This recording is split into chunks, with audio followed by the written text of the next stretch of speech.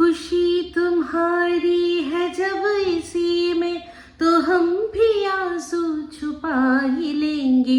वजह जो पूछेगा ये जमाना कोई बहाना बना ही लेंगे। जिहाल मस्की मकुन बरंजिश बहारे हिजरा बेचारा दिल है।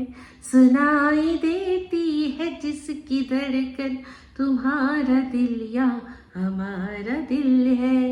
হাই, আমি Ipsita, welcome back to my channel. চলে এসেছি আবার একটা নতুন ভিডিও নিয়ে। তো আজকের ভিডিওর শুরুতে ইন্ট্রোডাকশানে এই যে গানটা গাইলাম, এই গানটায় টিনের এত সুন্দর একটা আর কি শর্ট ভিডিও রয়েছে যেখানে ফুল মেকআপ ও করে রয়েছে একটা, আর তার সাথে এই যে এক্সপ্রেশনটাও দিয়েছিল না, ওর অনেক ভিডিও আমি দেখি, মানে শর্ট ভিডিও দেখি বা রিলস দেখি, এই যে একটা এক্সপ্রেশন, ওই রকম এক্সপ্রেশন কিন্তু দিতে পারে না। সবই মোটামুটি একই, ওর গানে যেরকম এরকম করে, তারপর এরকম করে, কিন্তু ওই যে রিলসটার মধ্যে যে চোখে মুখে যে এক্সপ্রেশনটা, সেটা একদম এক্স্যাক্ট এসছে। তার কারণ হচ্ছে কিন্তু যে সময় এই রিলসটাও বানাচ্ছিল বা শর্ট ভিডিওটা বানাচ্ছিল, সেই সময় কিন্তু তার জীবনে এরকম একটা জিনিস চলছে, খুশি তুমহারি হ্যাঁ জব ইসি মে তো হাম ভি আঁসু ছুপা হি লেঙ্গে। মানে যদি আমার তোমাকে ছেড়ে থাকতেও হয় তাহলে আমি নিজের মধ্যেই সেটাকে নিয়ে নেবো। যাই হবে, যেটাই হোক না কেন, যদি কোনো মানুষ জিজ্ঞাসা করে যে কেন, কি জন্য তুমি কাঁদছো কেন, সেটা আমি কোনো না কোনো বাহানা বানিয়েই নেবো। তো এই সময় তুঙ্গে একদম পিকে ছিল কোথায়, কি টিনের পরকিয়া তখন পিকে চলছে। সেই সময়কার এই রিলসটা, সেটা আমরা পরবর্তীকালে আর কি বুঝি। এই সময়েও গিয়ে যদি ওর চোখটা দেখেন আর ওর মুখের এক্সপ্রেশনগুলো দেখেন, তাহলে দেখবেন যে এখন অনেক কিছু বানাচ্ছে, কিন্তু ওই এক্সপ্রেশনগুলো সেই সময় যেগুলো বানাতো, সেগুলো আজকে দাঁড়িয়ে বুঝতে পারবেন যে এইগুলো কাকে উদ্দেশ্য করে করে ও বানাতো। তো যাই হোক, এখন সবার আগে চলে আসি ভিডিওটা কি নিয়ে হচ্ছে। একটা ভিডিও দেখলাম, সেটা কার, সেটা হচ্ছে সুতো, মানে যাকে ওয়াইটির লাতখোর দালাল বলে সবাই আমরা চিনি, সেই সুতোর একটা ভিডিও দেখলাম। সেটা কি বিষয়, যে তাকে কিছু মানুষ সত্যি বলা থেকে বিরত থাকতে বলছে, তার গলা রীতিমতো চেপে ধরছে যাতে সে সত্যি কথা না বলে। তো সত্যি কথাটা কি, সেই সত্যি কথাটা হচ্ছে গিয়ে এই যে টিনের ভিডিওর মধ্যে যে বাইকটা দেখা গেছে, যার পিছনে টিন বসে রয়েছে, সেটা আর কেউই নয়, সেটা হচ্ছে টিনের এই বন্ধু, যাকে কিনা যার সম্পর্কেও কমিউনিটি পোস্টে লিখেছিল যে তাকে ভালোবাসে, যার সাথে দেখা গেছে তাকে জয় শ্রীরাম হাঁপিয়ে গেলাম ঘুরতে। তাছাড়াও তাকে বিভিন্ন জায়গায় দেখা গেছে তার অ্যাকাউন্ট থেকে টিনের যে কুর্তি, যেটা পরে যে কুর্তিটা পরে সবসময় ঘোরে, সেই কুর্তি পরা সেই টিনের ছবিটা সে ফ্লিপকার্টে দিয়ে অসাম প্রোডাক্ট বলে লিখেছে। তো সেই মানুষটি, যে এই মানুষটি আর সেই ওর সাথে ওই ফ্ল্যাটে বসবাস করে, সেটা ওকে বলতে আটকাচ্ছে। তো ও সেটা অনুমান করে বলেছে। তো অ্যাকচুয়ালি এগুলো অনুমান করেই বলতে হয়, কিন্তু এটা মানে ফ্ল্যাটে থাকছে সেটা অনুমান করলেও বাদ বাকি যেগুলো বললাম সেগুলো কিন্তু অনুমান করার কোনো দরকার নেই। যদি সম্পর্ক নাই থাকে তাহলে সে কেন ওরই কুর্তিটা, ওর ছবি দিয়ে ও ফ্লিপকার্টে তার রিভিউ দেবে অসাম প্রোডাক্ট বলে, বা তার সাথে করে, যেখানে টিন তার ঠাম্মির কোলে মাথা রেখে বলছে, বলো ঠাম্মি তুমি আর আমি আছি না, কি মজা না, আমরা কি সুন্দর রাত্রে ঘুমালাম না বলো। ঠাম্মি বলছে তো এরকম বারবারই তাকে দেখা যাচ্ছে যে সে মিথ্যে কথা বলছে, যে আমি একা রয়েছি, আমার সাথে কেউ নেই, কিন্তু আমরা কারুর উপস্থিতি বুঝতে পারছি, তাই তো। তো যাই হোক, সেক্ষেত্রেও এখন বলছে যে আমি এখন বাধ্য হয়ে বলছি যে হ্যাঁ এই রয়েছে, আমি অনুমান করে বলছি, কারণ অনুমান করে না বললে তাকে কোনো না কোনো রকম ভাবে কোনো আইনি জটিলতায় পড়তে হতে পারে, সেই জন্য অনুমান করে বললে তো আর কোনো রকম কোনো দোষ নেই। তো এই অনুমান ওয়ার্ডটা ও ইউজ করছে বলেই আমার মনে হয় ওকে ওর কমেন্ট বক্সে অনেকে অনেক কথা বলেছে। তো দেখুন, এই যে অনুমান ভিত্তিক, এই যে আমি অনুমান করে বললাম, এই কথাটা কিন্তু সবার প্রথমে আমি আমার ভিডিওর মধ্যে বলেছি, যেখানে আমাকে আমার দর্শকরা বলছে এই যে আপনি অনুমান বললেন, দেখবেন এটা কিন্তু একদম কপি পেস্ট হয়ে যাবে, একদম দালাল কপি পেস্ট করে নেবে। আর সত্যি কথা বলতে মুখের থেকে কথা পড়লো না, আর ও কিন্তু তার পরবর্তীকালে যে কটা ভিডিও করলো, ও সেম এই অনুমানের থিওরিটা দিল। যেমন কিনা আমি কমেন্টটাকে ওপেন সূত্র যাবের থেকে বললাম, তবের থেকে সে ওপেন সূত্র বলা শুরু করলো। তো কমেন্ট বলতে মনে পড়ে গেল আরও একটা ভিডিও দেখলাম, সেটা কার বলুন তো, ওই তো চশমার দোকানে দাঁড়িয়ে যে ভিডিও করে, সে সে মনে হয় তার কোনো ভিডিও, আমি হয়তো সেই ভিডিওটা মিস করে গেছি, সে কিছু কমেন্ট নিয়ে হয়তো কথা বলেছে, তো সেটা নিয়ে মনে হয় এই সুতো বলেছে যে কমেন্টটা কি করে মানুষের কন্টেন্ট হতে পারে, মানে কমেন্টটা হচ্ছে গিয়ে যখন মানুষের কন্টেন্টের অভাব হয় তখন কমেন্ট আর কি মানুষ সেটাকে কমেন্টটাকে কন্টেন্ট করে। তো দেখুন, যদি সত্যি হয় তাহলে এটাই যদি সত্যি লজিক হয়, তাহলে সবচেয়ে বেশি কমেন্ট নিয়ে ভিডিও কিন্তু এই সুতোই করেছে, তাহলে সবচেয়ে বেশি কন্টেন্টের অভাব কিন্তু ওর নিজেরই ছিল। আমি এটা একটা নিরপেক্ষ, সবকটা ভিডিওই নিরপেক্ষই করি, তাও আরো মানে বলে দেবো যে যেটা যার দেখছি, যার ঠিক দেখছি সেটা ঠিক বলবো, যার ঠিক ভুল দেখছি তাকে ভুল বলবো। তো এটাই হচ্ছে আমার স্ট্যান্ড পয়েন্ট। তো সেক্ষেত্রে এই চশমার দোকানে দাঁড়িয়ে যে এই কথাটা বলেছে যে কন্টেন্ট হতেই পারে, তুমি যখন নিজে এটা করো তাহলে তুমি আবার অন্যের ওপরে কি করে আঙুল তুলতে পারো, এই কথাটার সাথে আমি ওই চশমার দোকানের যে কর্মচারী তার সাথে কিন্তু সহমত। কারণ সবচেয়ে বেশি কমেন্ট নিয়ে যদি কেউ ভিডিও করে থাকে সে হচ্ছে ও, মানে ওর যদি কাউকে নিয়ে ভিডিও করে সেখানে যদি লেন্থ কমও হয় দেখে, তখন কি করে ও সেই যাকে নিয়ে বলার, যেটুকু বলার ভিডিওর মধ্যে থেকে বললো, বাদ বাকি চলে গেল কমেন্ট বক্সে, সেখান থেকে কয়েকটা কমেন্ট নিয়ে পড়ে নিজের মতো করে উত্তর দেয়, সেটা তার কন্টেন্ট। আর এরকমও দেখা গেছে, যা মানে বোঝা যায় যে তার মধ্যে কিছু কিছু কমেন্ট আমার মনে হয় নিজেই করে, কারণ তার প্রচুর ফেক অ্যাকাউন্ট আছে, সেটাও কিন্তু আমরা জানতে পেরেছিলাম কার থ্রু দিয়ে। এই যে চশমার দোকানে যে কর্মচারী, সেই কিন্তু বলেছিল যে ওর প্রচুর ফেক অ্যাকাউন্ট রয়েছে। তো বলা যায় না সেই ফেক অ্যাকাউন্টস থেকে ও নিজেই এমন এমন প্রশ্ন বা এমন এমন কমেন্ট করে যেগুলোকে আবার নিজেই সেগুলোর বসে বসে উত্তর দিতে পারে আর লেন্থ বাড়াতে পারে, বুঝতে পেরেছেন? হতেই পারে। তো যাই হোক, সেক্ষেত্রে নিজে যেটা করা হয় সেটা অন্যকে সেটা দোষ দেওয়া উচিত না। তো যাই হোক, এবার শুনলাম সেটা হচ্ছে গিয়ে এখন মেন কথাটা, অনেক কথা যদি বলতে যাই অনেক বড় ভিডিও হয়ে যাবে, আপনারাই বলেছেন যে ছোট ভিডিও করতে, তাই জন্য ছোট করছি। তো সেক্ষেত্রে দেখুন, চিন্তা করে দেখুন, বলছে যে আজকে টিনের বাড়ি ফেরা হলো না কেন, টিনের এই যে বরের সাথে যে অশান্তি হয়েছিল সেক্ষেত্রে ওর বাড়ি ফেরা হলো না কেন সেটা নিয়ে একটা কথা বলেছে। কিন্তু তারও আগে আপনারা একটা কথা চিন্তা করুন তো, এই যে অনেকেই আছে যারা কিনা টিনকে ভিকটিম সাজায় আর সন্দীপদেরকে মানে রীতিমতো তাদের উপর অ্যালিগেশন লাগায়, তাদেরকে অ্যাকিউজ করে তাদের কাঠগড়ায় দাঁড় করায়। একটা জিনিস চিন্তা করে দেখুন তো, এই যে সন্দীপের সম্পর্কে টিনের যারা ভালোবাসার মানুষরা বলে যে ও একটা অনেক বয়সে বড়, দেখতে বাজে, কিপটে, আরো যা যা মানে বিশেষণে ভূষিত করে, এইরকম একটা ছেলেকে সাথে টিন থাকলো কি করে, তার সাথে বিয়ে হলো কি করে? তো এখানেই তো সবচেয়ে বড় কথা যে অ্যাকচুয়াল ভিকটিমটা কে। সন্দীপ তো বা সন্দীপের পরিবার তো ওর পরিবারের কাছে নিয়ে যায়নি, সন্দীপের রিস্তা নিয়ে যায়নি যে আমার একটা অনেক বড় ছেলে রয়েছে যার অনেক বয়স, আপনাদের একদম ওর চেয়ে প্রায় হাফ বয়সী আপনাদের মেয়ে আছে, আপনাদের মেয়েকে আমাদের ঘরে বউ করুন। সন্দীপরা তো যায়নি। কার তরফ থেকে এসছিল? টিনদের তরফ থেকে এসছিল, তার পিসির তরফ থেকে এসছিল যে আমাদের বাড়ির পাশে আমারই আত্মীয় একটি ছেলে আছে, খুবই ভালো ছেলে, নির্ঝঞ্ঝাট এক দিদি, সে এখানে থাকে না, বিয়ে হয়ে গেছে, এমন জায়গায় হয়েছে তার এখানে প্রতি আর কোনো ব্যাপারই নেই, যদি বিয়ে করে আসে একটাই ছেলের একটা বউ হিসাবে থাকবে, সুন্দরভাবে সংসার করবে। তো টিনের বাবা মা যখন বিয়ে দিয়েছিল তখন কি সন্দীপের শিক্ষাগত যোগ্যতা, তার কিরকম দেখতে, তার বয়স, তার সে কি কাজ করে, কত টাকা ইনকাম করে, সেগুলো কিচ্ছু খোঁজ খবর নেয়নি, জাস্ট না নিয়েই বিয়ে দিয়ে দিয়েছে। মানে এত তারা কি ছিল? এই যে মানে হঠাৎ করে, তার উপর কি নিজেদের কাস্টেরও নয়, ওরা যে কাস্টের সেখান থেকে আরো নিচু কাস্টে, তার চেয়ে কমা কাস্টে বিয়ে দিয়েছে। এত কিসের তারা ছিল, এত কিসের মজবুরি ছিল? মেয়েটার তো বয়স তখন মাত্র ওই 18, ওদেরই কথা শুনে বলছি, মানছি এটা যে ও জাস্ট একটা মানে লিগাল এজে পৌঁছেছে। এত তারা কি ছিল? মেয়ে নিশ্চয়ই ফেলটু নয় যে বছর বছর ডাব্বা মারছে আর ওকে বসিয়ে রেখে কি করব, ওকে আমরা বিয়ে দিয়ে দিই। এত তারা কি ছিল মেয়েকে বিয়ে দেওয়ার? এগুলো চিন্তা হয় না? তো এই যে অ্যাকচুয়ালি প্রতারণা যেটা হয়েছে সেটা তো সন্দীপদের সাথে হয়েছে আজকের ডেটে দেখে মানে বোঝা যাচ্ছে।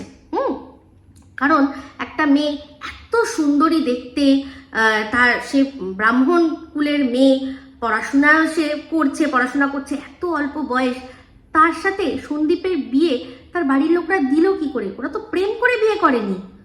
তো দোষ যেটা দেওয়ার দুই পক্ষেরই রয়েছে, যেমন এদেরকেও আমি দেবো, সন্দীপদের বাড়ির লোকদেরও দেবো, যে আপনারা যখন দেখছেন যে মেয়েটির কোথাও কোনো খুঁত নেই, তাহলে আপনাদের মনে এটা আসলো না যে তাহলে এই অল্প বয়সী একটা মেয়েকে কেন এরকম অজপাড়াগায় আমাদের মানে এখানে বিয়ে দিচ্ছে, কিসের এত তাড়া আছে? আপনাদের এটা মনে হলো না? আপনি যদি এখন দেখেন যে বিশাল কোনো একটা, যদি দেখেন যেখানে যে আপনি কোনো টিভি কিনছেন, তার সাথে একটা গাড়ি আপনাকে এমনি মুভ দিয়ে দিচ্ছে, তখন আপনার মনে হবে না যে টিভিটার মধ্যে তার মানে কোনো গড়বড় আছে নাকি গাড়িটা আদৌ চলবে? এটা কি খেলনা গাড়ি না এমনি গাড়ি?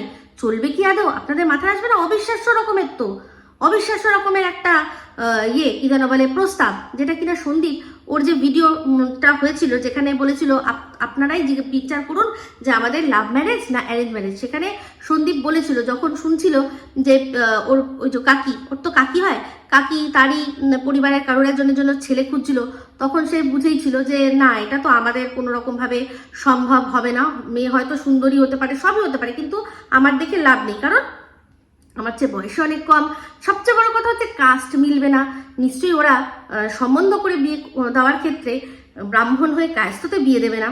তো তখন সে তো জানতোই যে হবে না, কিন্তু তখনই বোঝা উচিত ছিল যেরকম অবিশ্বাস্য রকমের একটা সম্বন্ধ হচ্ছে, তো হচ্ছে কেন? বাড়ির থেকে এত দূরে একটাই মাত্র মেয়ে, ছেলের কথা আমি ছেড়ে দিচ্ছি, ছেলে তো আছেই অবশ্যই, কিন্তু একটাই মাত্র মেয়ে, কি চাইবেন আপনারা? যে এমন জায়গায় বিয়ে দিই যাতে টুক করে অন্তত দিনে দিনে একবার করে গিয়ে দেখে আসতে পারবো মেয়েটা কেমন আছে, সেটাই তো চাইবেন। সেখানে এতটা দূরে যেখানে চট করে পৌঁছে যাওয়া যায় না, যাওয়ার জন্য প্ল্যানিং করতে হয়, মানে রীতিমতো আর কি, অনেকটাই দূর এরকম জায়গায় বিয়ে কেন দেবেন আপনার একটাই মাত্র মেয়েকে? তো তখনই কিন্তু সন্দীপদের বোঝা উচিত ছিল যে দাল মে কুচ কালা নেই, পুরো দাল হি কালি হ্যায়। কারণ এই জন্যই এই যে বলেছিল না ওদের যে একটাই সম্বন্ধ, যেটা কিনা বিয়ের পুরো দোরগোড়ায় অবধি গিয়ে জাস্ট বিয়ের কদিন আগে ভেঙে গেছে, তো ওরা তখনই প্রমাদ করে নিয়েছে যে এই মেয়েকে আমরা আর এই এরিয়ার মধ্যে কোথাও বিয়ে দিতে পারবো না। যেখানেই সম্বন্ধ আসবে, যখনই সম্বন্ধ আসবে সঙ্গে সঙ্গে ভেস্তে যাবে, তাই কান কাউকে খবর দিতে, মানে কোনো খবর যাতে না পায় সেরকমভাবে সন্তর্পণে ওরা গিয়ে ওখানে হাজির হয়ে গেছে যে আমাদের মেয়েকে নিয়ে এসছি, আপনারা এখানেই দেখে নিন, আমাদের ওখানে খোঁজখবর নিতে হবে না। আর সন্দীপরাও আত্মীয়র মধ্যে বুঝতে পারেনি, সেরকম খোঁজ খবর নেয়নি। এবার আত্মীয়রা কতটা জানতো না জানতো সেটা আমি বলতে পারবো না, সেটা সম্পূর্ণ তাদের ব্যাপার, তারা জেনে শুনে এরকম করে সন্দীপের ঘাড়ে এরকম গছিয়েছে, নাকি তারাও জানতো না, তারাও অন্ধকারে ছিল, সেটা হতে পারে, কারণ তারাও কিন্তু সন্দীপদের বাড়ির পাশেই থাকে, তো অত দূরে তারাও সবসময় যেতে পারতো না, তারাও হয়তো জানতো না, হয়তো এটাই ভেবেছিল যে একটা বিয়ে ভেঙে গেছে, ঠিক আছে, তাহলে এখানে তো ভালো ছেলে আছে, আমরা অনেক একদম ছোটবেলা থেকে তাকে দেখছি, তাকে আমরা ছোটবেলা থেকে দেখছি, সে কিরকম। তো যাই হোক, যাই হয়েছে, এরকম কোনো ব্যাপার না যে টিনকে যদি সত্যি বাজে, মানে বিয়ে যদি টিনের হয়, তাহলে বলতে হবে টিনের বাবা মা হাত পা বেঁধে কুয়োর মধ্যে মেয়েকে ফেলে দিয়েছে, এরকমই ব্যাপার, তো দোষটা টিনের বাবা মাকে দিতে হবে। সেখানে আম জাম কাঁঠালের গাছে সব দেখে, ছেলের কি ইনকাম করে, তার স্থায়ী ইনকাম কি, সে সমস্ত কিছু দেখে তারা ঠিক করেছে। টিন কি পছন্দ করেছিল সন্দীপের মধ্যে? এইটাই যে ছেলেটা খুব গুছানে, কাজ থেকে এসছে, তার সত্ত্বেও সে নিজের কাজটা নিজেই করছে, মানে জামা কাপড় ধোয়াও সে নিজে করছে, ভাঁজ করাও সে নিজে করছে, কাজ থেকে এসেই জামা কাপড় এদিক ওদিক ছুড়ে দিয়ে ফেলে রাখছে না যে মা এসে গুছিয়ে দেবে, এরকম কোনো ব্যাপার না। এইসব জিনিসগুলো ওর ভালো লেগেছিল, তাই তো। তো আজকে যদি সবাই টিনের বয়স আর সন্দীপের বয়সের তুলনা করে, সেক্ষেত্রে এটা তো তার বাবা মাদের করা উচিত ছিল। সন্দীপের বাবা মা নয় চাইবেই যে চলো আমাদের ছোট্ট একটা বৌমা আসুক, কিন্তু এই যে টিনের বাবা, যাকে কিনা পরবর্তীকালে শোনা গেছে উনি বলেছেন যে মেয়ের তো অনেক অল্প বয়স, বোঝোই তো, অনেক চাহিদা, মেয়ের তো অনেক চাহিদা, তো তখন তার বোঝা উচিত ছিল না যে এই যে বয়সের ডিফারেন্সটা রয়েছে, যখন সন্দীপের আরও অনেক বছর বয়স হবে, আজ থেকে 10 বছর 20 বছর পর মেয়ের বয়স কোথায় আসবে, তখন চাহিদা থাকবে কি থাকবে না, এগুলো তো সমস্ত কিছু বুঝে নিয়ে দিতে হয়, তাই না? এটা তো আমাদের সেই আগেকার দিনে যেরকম অন্তর্জলি যাত্রা দেখেছিলাম সেরকম তো ব্যাপার নয় যে কুলিন হলেই হলো, চাপিয়ে দিলাম, তারপর মেয়ে কুলিনের ঘরে বউ হয়েছে, তারপর সারা জীবন বিধবা হয়ে পড়ে থাক, কোনো চাপ নেই। এটা তো সেই যুগ, এই যুগ তো নয়, তাই না? তাহলে তারা এটা দেখে শুনে তারা এটা বিয়ে দেওয়া উচিত ছিল না। অ্যাকচুয়ালি তারা যে কোনোভাবে ঘাট থেকে নামাতে চাইছিল, যে এ যা অবস্থা হয়েছে, চারদিকে বদনামি হয়ে যাবে, সবসময় এখানেই বসিয়ে রাখতে হবে, আর যদি না হয় যাকে পছন্দ করেছে তার সাথে যদি যায় তাহলে তো ব্যাস আর কোনো কথাই নেই। তাহলে তো ব্যাস আর কোনো কথাই নেই, তাকে তো কোনো রকমভাবেই আমরা টলারেট করতে পারবো না। সেই জন্যই এই ব্যবস্থা করা হয়েছিল। তাহলে বলুন তো অ্যাকচুয়ালি ভিকটিমটা কারা? অ্যাকচুয়ালি ভিকটিম কিন্তু সন্দীপের ফ্যামিলিরাই, যারা কিনা ঠিকঠাক খোঁজখবর না নিয়ে বিয়ে দিয়েছে। সন্দীপদের বাড়িতে গিয়ে কিন্তু এরা সমস্তটা খোঁজখবর নিয়ে এসেছিল, জানতো যে খুবই স্বল্প ওদের ইনকাম, কিন্তু তাও জানতো যে স্বল্প ইনকাম হলে কি হবে, বাড়ির জমি জমা যা আছে, গাছপালা যা আছে, ও মেয়ে ঠিক এখানে ওইসব নিয়ে ভালোই থেকে যাবে, এই ভেবেই বিয়েটা দেওয়া হয়েছিল। তো এখানে যদি দোষ কাউকে দিতে হয় তাহলে কিন্তু অবশ্যই আমি বলবো টিনের বাবা মাকে সবচেয়ে বেশি দোষ দিতে হবে, আর সন্দীপের বাবা মাকে এটা অবশ্যই দোষ দিতেই হবে। ছেলের জন্য তারা একটু তাড়াহুড়ো, অবশ্য তাড়াহুড়ো না, তারা অনেকগুলো মানে সম্বন্ধ দেখেছিল, কিন্তু খোঁজ খবরটা যে এই যে অবিশ্বাস্য একটা জিনিস আমি পাচ্ছি, এটা আদৌ সেটা সম্ভব কিনা, কি এমন ভেতরে প্রবলেম রয়েছে যে জন্য কিনা ওরা এত কিছু আর কি না মেনেই বিয়েটা দিচ্ছে, আর এক্ষুনি বিয়ে জাস্ট দেখাশোনা হলো তার মধ্যেই বিয়ে হয়ে গেল, এরকম একটা ব্যাপার, তাই না? তো যাই হোক, এবার চলে আসি, যেটা হয়ে গেছিল সেটা হয়ে গেছিল, ভালোই ছিল, আমরা আপাত দৃষ্টিতে যা দেখছি ভালো ছিল। তো ভেতরে ভেতরে কি ছিল সেটা আমরা সবাই জানি। তো যাই হোক, যখন এদের আসল বিষয়টা মানে এই যে দাম্পত্য, যেটাকে আমরা পারফেক্ট বলে এত ভালোবাসা দিয়েছি, সেই দাম্পত্যর যখন নগ্ন রূপটা আমাদের সামনে আসলো তখনকার কথা। এইবার হচ্ছে আসল কথা যে কি হলো। তো আমি যতদূর জানি, এই যে টিন কিন্তু প্রথমে জাস্ট মানে এই যে পুরনো যে আর কি যার সাথেও সম্পর্ক, তার সাথে তো পুরনো আলাপ, সেটা পরিষ্কার বোঝা যায়, সেটা কোনো অস্বীকার করার জায়গা নেই। যদি পুরনো আলাপ না হতো তাহলে ফেসবুকে তার ডাকনাম ধরে বার্থডে উইশ করতো না। তারপর হচ্ছে গিয়ে যখন আমরা দেখেছি যে এই বন্ধু মানে টিনের যে বন্ধু কবিতা চোর, সে যখন অন্যান্য চ্যানেলে বিভিন্ন চ্যানেলে ইন্টারভিউ দিয়েছে, তার কথাতেই বোঝা গেছে যে যেমন এই মেয়েটি বিয়ের আগে কোনো কাজ করতো না, এই তার পাগলি বিয়ের আগে কোনো কাজ করতো না, ভাত বেড়ে খেত না, এটা জানা তখনই সম্ভব যদি পূর্ব পরিচিতি থাকে। তো এই জন্য বুঝতেই পারছি যে পুরনো পরিচিতি, এই যে বিয়ে হয়েছে, বিয়ের পর বেশ ভালোই কাটছিল, তারপর কি হচ্ছে, একটা বাচ্চা হয়েছে, তারপর বাচ্চা হওয়াতে কি হয়, স্বামী স্ত্রীর মধ্যে একটু তো দূরত্ব আসে। তো তার ফাঁকেই এসে ঢুকে পড়েছে কে না, পুরনো পরিচিত। তো তার সাথে কথা বলতে কোনো রকমভাবে জড়িয়ে পড়েছে। তো আমি যতদূর মনে হয়, যখন ও প্রথম ধরা পড়েছে তখন ওর ওই যে কলিং যেটা ছিল না, যেটা একটা আমরা শুনেছিলাম কল রেকর্ডিং, সেখানে কিন্তু আমি দেখেছিলাম ও বলছিল যে চুপ কর, আস্তে চুপ কর, বাবা মা শুনে নেবে। তার মানে তখনও ওই সম্পর্কটা ও বাঁচানোর জন্য চিন্তা করছিল যে আমি ওকে বলে দেবো, সব ঠিকঠাক হয়ে যাবে। কিন্তু তারপর পর মুহূর্তেই আবার হয়তো ওর কোনো রকমভাবে মনে হয়েছে যে না, কারণ সেই জন্যই সে আবারও ওকে ফোন করে, মানে সন্দীপের সাথে কথা হয়েছে যে আমরা দুজনে মিলে ওকে বারণ করে দেবো, কিন্তু টিন কথা রাখতে পারেনি। তার সামহাও হয়তো মনে হয়েছে যে না, আমাকে এখান থেকে মানে আমি থাকতে পারবো না বা থাকবো না, এরকম একটা ব্যাপার। হ্যাঁ, কারণ তাকে আমি হয়তো এই যে আমরা শুনেছিলাম না যে অনেক রকম ছবি ওর কাছে রয়েছে, ওর কাছে টিনের অনেক রকম ছবি। তো সেই দোনমনো, সেই দোটানার মধ্যে তো ও ছিল যে বাই এনি চান্স যদি ওকে আমি না করে দিই এই মুহূর্তে, তাহলে যদি সেই ছবিগুলো ও কোনো রকমভাবে পাবলিক করে দেয়, তাহলে আমাকে মানে আমার তো কোনো দিকে ইমেজ থাকবে না, তখন আমি কি করব? তখন আমি এদিকে মুখ দেখাতে পারবো না, ওদিকে মুখ দেখাতে পারবো। তার জন্য ওর এটা হয়তো পরবর্তীকালে মনে হয়েছিল যে তার চেয়ে বরং আমি যদি ওর সাথেই চলে যাই, তাহলে তো আর আমার এই জিনিসগুলো পাবলিক হবে না, এটা আমি দেখে নেবো। তো ওর হয়তো নানান কি চলছিল, একটা অল্প বয়সী মেয়ে, ম্যাচুরিটি তখন অতটাও নেই, ও যে কি চিন্তা ভাবনা করছিল সেটা ওই জানে। কিন্তু যাই হোক, আমার যেন মনে হচ্ছিল যে ও কোনোভাবে জিনিসটা চাপা দেওয়ার চেষ্টা করছিল, তো যাই হোক, সেক্ষেত্রে ওই ফোন করতে গিয়ে দেখেইছেন যে এই সব কথাবার্তা, যে ওর কাছে তুই এমন জিনিস দিয়ে রেখেছিস, ও তো তোকে শেষ করে দেবে। তো সেই ভয়টা ওর মনের মধ্যে ছিল। কিন্তু তো যাই হোক, যেটাই হোক, তারপরে যেটা হয়েছে সেটা হয়েছে গিয়ে ওর মায়ের উপস্থিতিতে হয়তো সমস্ত কিছু ঠিকঠাক হয়েছে। আর তখনই টিন এটা ডিসাইড করে নিয়েছে অলরেডি যে সে এই বাড়িতে আর থাকবে না।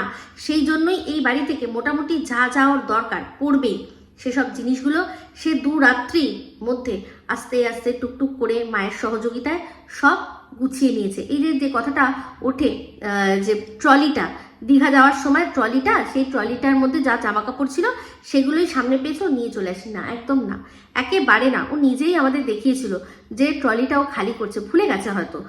ওই যে মনে আছে সেই সময়ই ওদের ওখানে যে ঘটনাটা ঘটেছিল, মানে ওদের ওখানে না, যাদবপুরে যে ঘটনাটা ঘটেছিল সেটা যাদবপুরের হোস্টেলে মনে আছে, সেটা কিন্তু বগুলারই একটি ছেলে, যাকে কিনা নির্মমভাবে হত্যা করা হয়।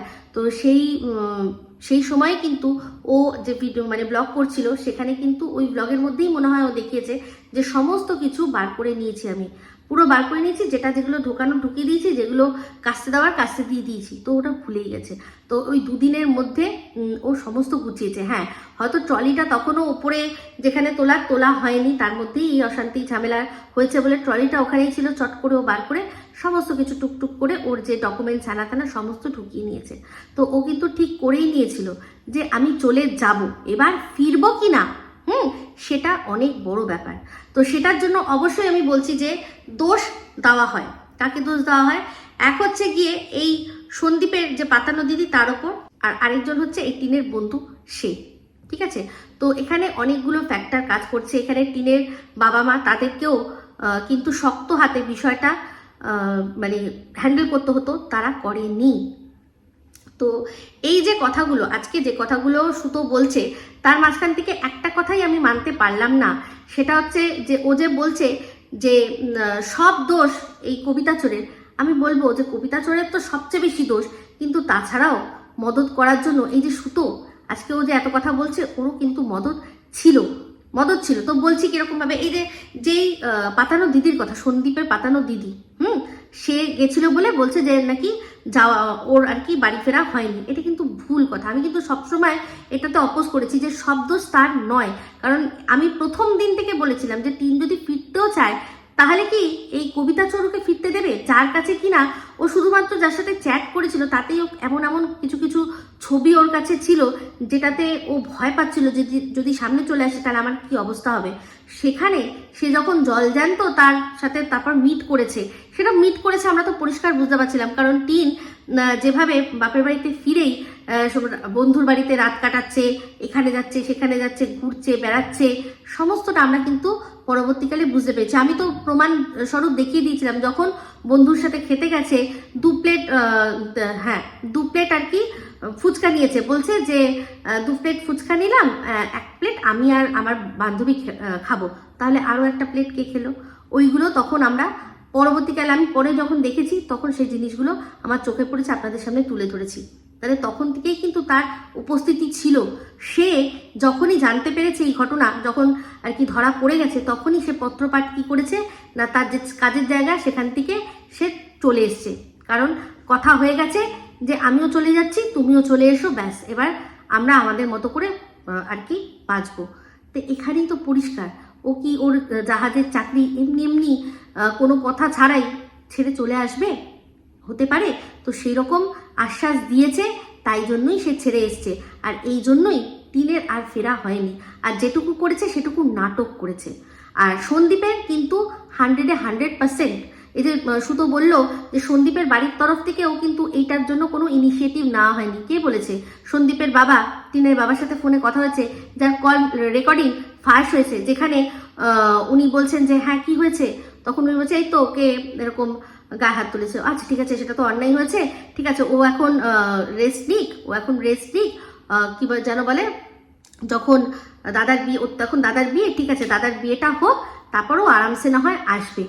তখন ওর বাবা বলেছে হ্যাঁ ঠিক আছে। আর এটাও বলেছে ও তো ওই পিসুর সাথে কথা হয়েছে যে ও তো ফোন করতে পারতো, সন্দীপকে বলেছে ফোন করতে পারতো, কিন্তু সন্দীপ তো ফোন করেছিল, তার উত্তরেই তো টিন বলেছে কেন রে, কেন আমার এই মুখটা না দেখালে তোর বাড়িতে টাইলস বসবে না? তাহলে সন্দীপ কিন্তু সব আর কি চেষ্টা করেছে। এমনকি জলপাইগুড়ির কাকু কাকিমাও তার সাক্ষী রয়েছে।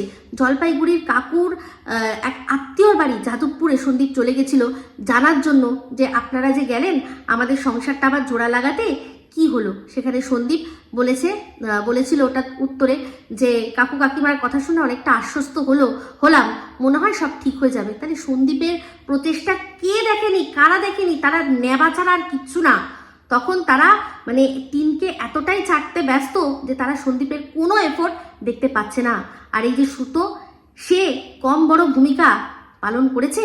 সেই বলেছে যে যদি টিন সারা জীবন অবিবাহিত মানে একাও থেকে যায়, অবিবাহিত না, অবিবাহিত তো ওকে বলা যাবে না, বলেছে এটা যে ও যদি সারা জীবন একাও থেকে যায়, যদি সাথে কেউ না থাকে, যদি আবার বিয়েও না করে, তাও ও ওই বাড়িতে কোনোদিনও ফিরবে না। তাহলে বলুন এই কথাগুলো শুনে একটা স্বামী যে কিনা চেষ্টা করছে তার স্ত্রীকে ফিরিয়ে আনার, তার মনের ওপর এর কি প্রভাব পড়বে, কি প্রভাব পড়বে?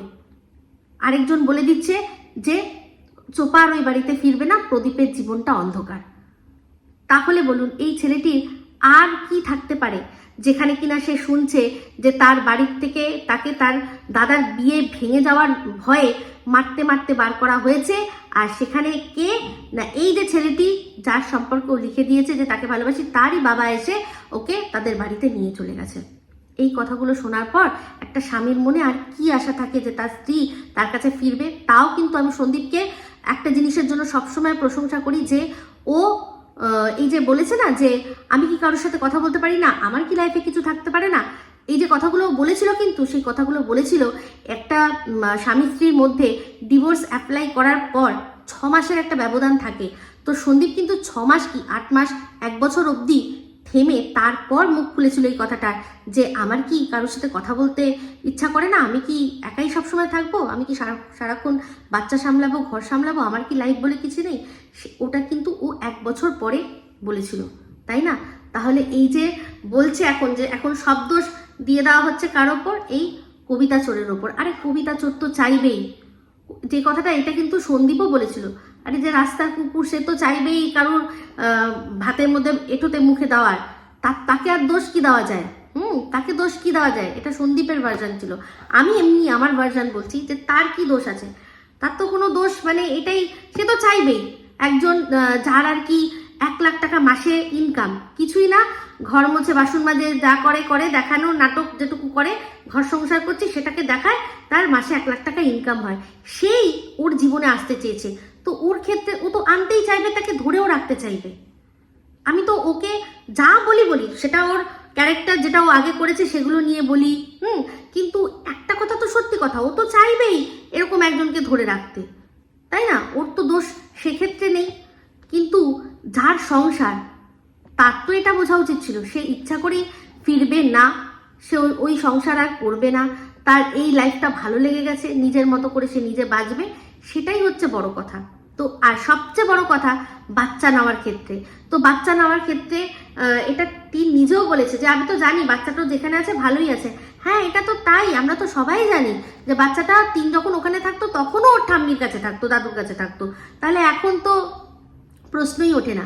তো সেক্ষেত্রে টিন যে বাচ্চা নিতে চায় না তার প্রমাণ আমরা বরাবর পাচ্ছি। কিন্তু ওর যারা ওই যে বলেছি না, দালাল কাম এজেন্ট কাম গোলাম কাম পোষ্য, আমি এমনি বলি না, কারণ তাদের মেরুদণ্ডের জোর নেই এই কথাটা বলার, যে আমরা বুঝতে পারছি যে টিন বাচ্চা চায় না, ও নিজের এখন লাইফটা অন্যরকম, যেটা আর কি অল্প বয়সে যেটা পারেনি, যেগুলো পারেনি, ঘুরতে বেড়াতে, বিয়ে করে সংসার করে নিতে হয়েছে বাবা মায়ের চাপে, এখন ও সেগুলো করতে চায়, তো করুক না। আমার তো বক্তব্য এটাই ছিল যে এইসব কেস কামারি সমস্ত থেকে সরে গিয়ে সুন্দর করে দুজনকে ডিভোর্স দিয়ে দুজনেই সুন্দর করে জীবন যাপন করো, যে যেটা করছো সেটা বুক ফুলিয়ে করো, আর মাঝখানে তোমাদের এই যে টাকাগুলো কেস কামারিতে যাচ্ছে সেগুলো বাচ্চার জীবনের উন্নতি কল্পে লাগাও।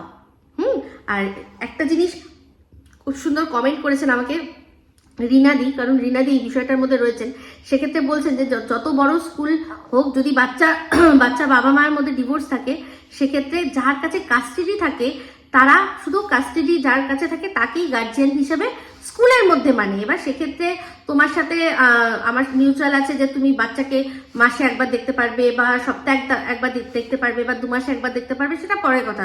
স্কুলের কাছে তার কোনো মান্যতা নেই। স্কুলের কাছে মান্যতা যার কাছে কাস্টাডি রয়েছে, বাচ্চা যার কাছে সবসময় থাকে, সে স্কুল তাকেই চিনবে, তার ব্যতীত অন্য কাউকে বাচ্চার সাথে স্কুল প্রেমিসেসের মধ্যে অন্তত দেখা সাক্ষাৎ করা বা কিছু করার পারমিশন দেবে না।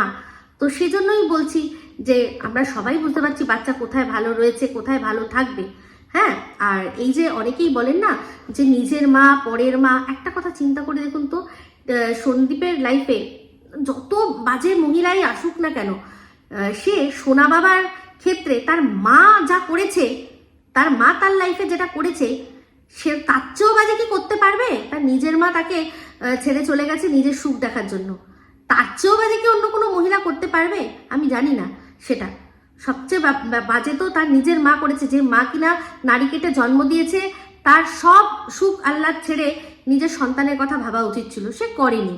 তো সবাই সমান নয়, আমি বলছিও না যে হতে হবে, কিন্তু তার তখন যে ছেড়ে চলে গেছে, এখন তো ভালোটা বুঝতে পারছে, তাহলে সেটাই তো করা উচিত, যে বাচ্চাকে নিয়ে এরকম টানা হিচড়া করে, বাচ্চার বাবাকে এরকমভাবে হ্যারাস করে, বাচ্চার বাবাকে একটার পর একটা কেসের মধ্যে ফেলে, লাভ আনন্দ সবই কিন্তু অন্য মানুষের হচ্ছে।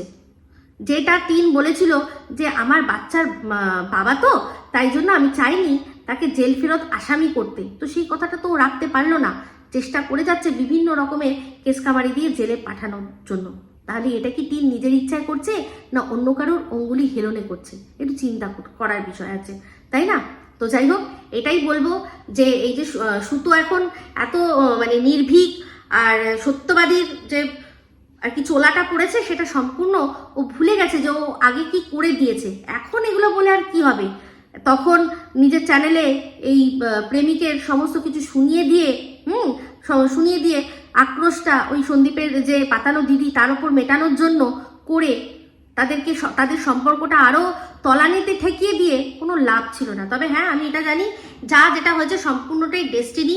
তবে টিন প্রথম থেকেই ঠিক করেছিল যে ও আর আসবে না, তাই জন্যই সব নিয়ে গেছিল।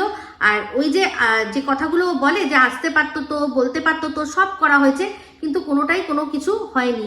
সেই জন্যই জলপাইগুড়ি কাকিমাদেরকেও একটা অবাস্তব অবান্তর মানে শর্ত দিয়ে রেখেছিল। আর সমস্তটাই ফোন যে বলেছিল না যে সন্দীপ ফোন করেনি, সন্দীপ ফোন করেছিল, সেটাও নিজেই নিজের ভিডিওর মধ্যে বলেছে। সন্দীপ সব রকমের চেষ্টা করেছে একটা সময় অবধি, যতক্ষণ অবধি মনে হয়েছে যে করা যাবে। তারপর যখন বুঝতেই পারছে যে এখন মানে প্রায় মানে অলিখিত সংসার করছে, তখন আর কি করবে?